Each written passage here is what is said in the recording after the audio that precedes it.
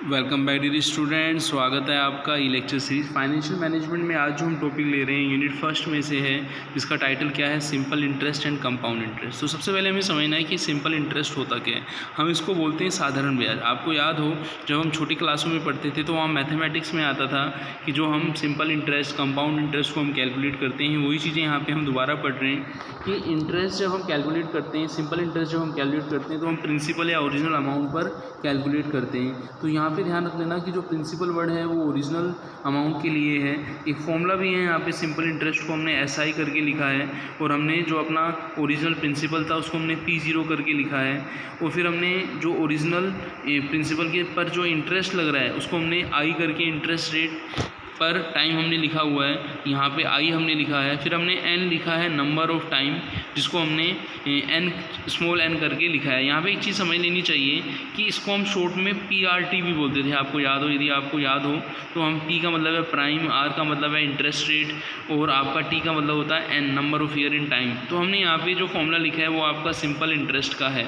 यहाँ पे चीज़ ध्यान रखिएगा, जब हम कंपाउंड अमाउंट निकालते हैं तो उसको हम फ्यूचर वैल्यू बोलते हैं। तो फ्यूचर वैल्यू निकालते समय हम क्या करेंगे कि जो हमारा प्रिंसिपल अमाउंट था उसमें हम इंटरेस्ट के अमाउंट को हम ऐड कर देंगे, मतलब P0 में हम I को ऐड कर देंगे तो हमारे पास फ्यूचर वैल्यू जो है आ जाएगी। तो ये हमने सिंपल इंटरेस्ट के बारे में समझा। सेकंड जो अपना पार्ट है वो क्या है, कंपाउंड इंटरेस्ट। कंपाउंड इंटरेस्ट जैसा कि आप समझते हैं कि जो कंपाउंड इंटरेस्ट होता है उसमें वैल्यू क्या होती है, टाइम के साथ साथ क्या होती है, बढ़ती जाती है। जैसे मैं आपको यहाँ पे एक एग्जाम्पल भी दूंगा। जैसे आप देखिएगा कि यहाँ पे कंपाउंड इंटरेस्ट को समझने से पहले मैं आपको एक समझा देता हूँ मैजिक ऑफ कंपाउंड इंटरेस्ट, जिसको हम बोलते हैं रूल ऑफ 72। रूल ऑफ 72 क्या बता रहा है कि यहाँ पे एज ऑफ इंडिविजुअल दी हुई है, 25 ईयर एज है, 43 ईयर एज है, आपकी 61 ईयर एज है, 79 4 ईयर जो ये एज है, इसे समझिएगा। इंटरेस्ट रेट 4% दिया है, इंटरेस्ट रेट 6% दिया है, इंटरेस्ट रेट 8% दिया है, इंटरेस्ट रेट 12% दिया है। यहाँ पे रूल ऑफ 72 क्या रहता है वो मैं आपको समझाने जा रहा हूँ कि जो 72 जो है, divide 72 by the interest rate और inflation rate as estimated to the number of year it takes to your money to double. कि यदि हम इस फॉर्मूले के अंदर जैसे हम देखें 72 में यदि हम इंटरेस्ट रेट R का डिवाइड कर दें तो हमारे पास वो टाइम आ जाएगा जिसमें वो पैसा क्या हो जाएगा, डबल हो जाएगा। नॉर्मली आप लोगों को सुनते होंगे कि इतने टाइम में पैसा डबल हो जाएगा, इतने टाइम में पैसा डबल हो जाएगा। आपने कई मूवीज़ के अंदर भी देखा होगा कि इतने दिनों में पैसा डबल हो जाएगा। तो पैसा कितने दिनों में डबल होगा, कितने ईयर्स में डबल होगा, उसका फॉर्मूला मैं आपको यहाँ पे बता रहा हूँ। सपोज़ मान लीजिए इंटरेस्ट रेट यदि आपकी 9% है और 72 में यदि हम 9% का डिवाइड करें तो 8 आएगा। 8 ईयर में पैसा क्या हो जाएगा, डबल हो जाएगा। आपको बात समझ आई होगी, ठीक है ना। पर यहाँ पे इंटरेस्ट रेट जो मैंने आपको 9 बताया है, एट प्रेजेंट 9% नहीं है, इंटरेस्ट रेट बहुत कम होती जा रही हैं। तो जैसे हम देखें तो एक तो हमने एग्जांपल 4% पे लिया है, एक एग्जांपल हमने 6% पे लिया है, एक एग्जांपल 8% पे लिया है और एक हमने 12% पे लिया है।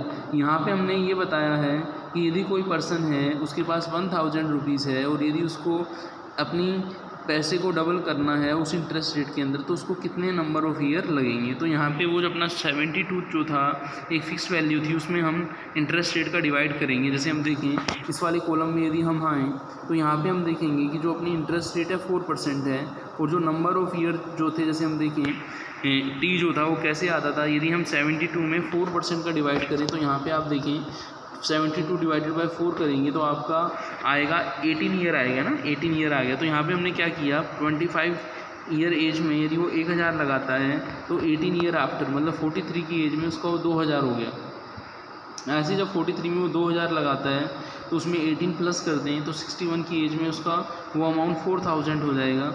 ऐसे ही वो 4000 लगाता है 61 की एज में, आफ्टर 14 ईयर वो अमाउंट 8000 हो जाएगा। तो 4% पर हमने अमाउंट को डबल करते हुए समझा है कि कैसे अमाउंट डबल हो जाता है। एक बार दोबारा मैं आपको बता देता हूँ कि यहाँ पे जो फॉर्मूला था 72 एक फिक्स वैल्यू थी, R रेट ऑफ रिटर्न थी, रेट ऑफ रिटर्न 4% है। यदि हम 72 में 4 का डिवाइड करें तो यहाँ पे 18 ईयर आएगा। 18 ईयर का मतलब ये हुआ कि यदि कोई पर्सन 25 की एज पर इन्वेस्टमेंट करता है 1000 का 4% पे, और यदि आफ्टर 18 ईयर्स हम देखें तो उसमें उसका अमाउंट जो 1000 था वो डबल होके कितना हो जाएगा, 2000 हो जाएगा। ऐसे ही 2000 जो 43 में उसी को निकालता नहीं, दोबारा उसको इन्वेस्ट करता है तो नेक्स्ट जो हैं आपके कितने ईयर्स में, वो लोग 18 ईयर्स में हम 43 में 18 ईयर ऐड करेंगे तो 61 में वो 4000 हो जाएगा। फिर हम नेक्स्ट 18 ईयर में देखें तो 61 में हम 18 को प्लस करेंगे तो 79 आ जाएगा, और यहाँ पे भी जो अमाउंट है वो आपका डबल हो जाएगा, 4 का 8000 हो जाएगा। हमने 79 तक लिया है यहाँ पे, ठीक है ना। फिर हम बढ़ते हैं आगे हमने इससे लिया है कि एज जो है 100 से कम ही होती है, इसलिए हमने 79 एक इमेजिनरी फिगर जो है वो लिया है।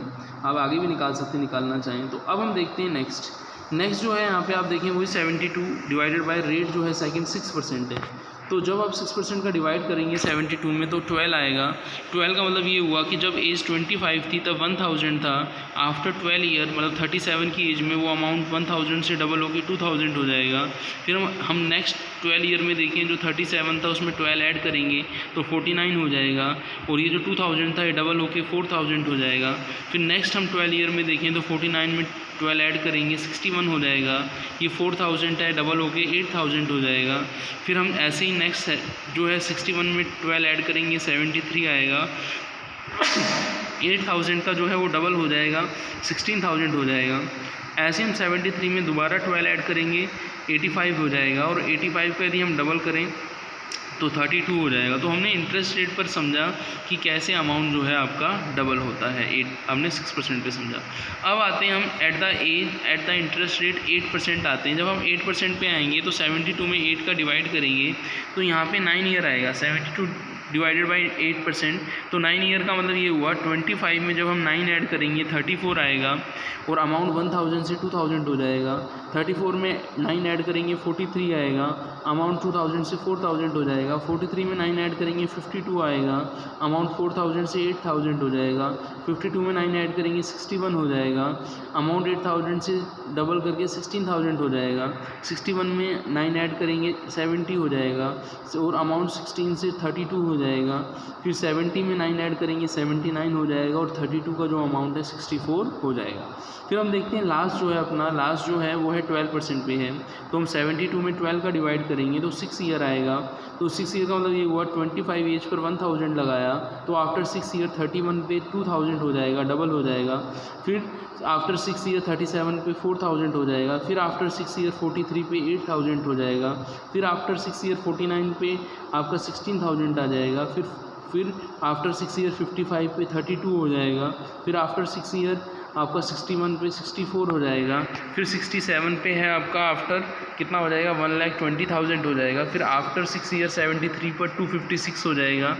और फिर आफ्टर है आपका 73 में आप ऐड करेंगे कितना अपना बोलो 6, तो कितना आ जाएगा 79, तो 256 का 5,12,000 हो जाएगा। तो कहने का मतलब ये हुआ कि यदि कोई पर्सन इस तरीके से इन्वेस्टमेंट करता है तो उसको डबल होने में कितना टाइम लगेगा। अब हम समझेंगे कि यदि हम जो अमाउंट है यदि हम एक साथ इन्वेस्ट नहीं करते, हम ईयर बाय ईयर इन्वेस्ट करते हैं, क्यों ऐसा पॉसिबल नहीं होता, हम सिस्टमेटिक इन्वेस्टमेंट करते हैं। तो यहाँ पे एक एग्जांपल है कि जो गोपाल हैं, गोपाल इज़ रिक्वायर्ड टू पे 5 equal annual payment of 10,000 each in his deposit account that पे 10% इंटरेस्ट पर ईयर। कि जो गोपाल हैं वो 10,000 हर साल जो है वो जमा करा रहे हैं 10% इंटरेस्ट रेट पर।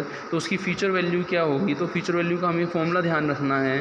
फ्यूचर वैल्यू FV बराबर ए जो अपना अमाउंट था, प्रिंसिपल अमाउंट था, 1 प्लस आर जो 10% है 0.10 हमने लिख दिया। एन का मतलब है नंबर हियर जो 5 है आपका, -1 अपॉन आर का मतलब है रेट ऑफ इंटरेस्ट 10% 0.10 हमने लिखा। फिर हमने इसको सोल्व किया, 1 प्लस 0.10 1.10 का 5 हमने एन लिखा, -1 किया। 1.10 का 5 टाइम्स यदि हम इंटू करें 1.10 1.10 1.10 1.10 1.10 तो अपने पास 1.611 आ जाएगा। उसमें से 1 लेस करेंगे तो 0.611 आ जाएगा। फिर जो अमाउंट आएगा उसमें 0.611 में 0.10 का डिवाइड करेंगे 6.11 आ जाएगा। उसको 10,000 से इंटू करेंगे तो 61,100 आ जाएगा। इसका मतलब ये हुआ कि 61,100 आ जाएगा। तो इसका मतलब ये हुआ कि जो अपनी फ्यूचर वैल्यू होगी, जो हमने 10-10 हज़ार करके जमा कराए थे 50,000, उसकी फ्यूचर वैल्यू कितनी हो जाएगी 5 साल बाद बोलो 61,100 हो जाएगी। तो हमने इस लेक्चर के अंदर फ्यूचर वैल्यू को भी समझा, हमने कंपाउंड इंटरेस्ट से वैल्यू का जो रूल ऑफ 72 था उसको भी हमने समझा। हम जो शुरू से ही पढ़ते आ रहे हैं कि सिंपल इंटरेस्ट क्या होता है उसके फॉर्मूले को हमने समझा।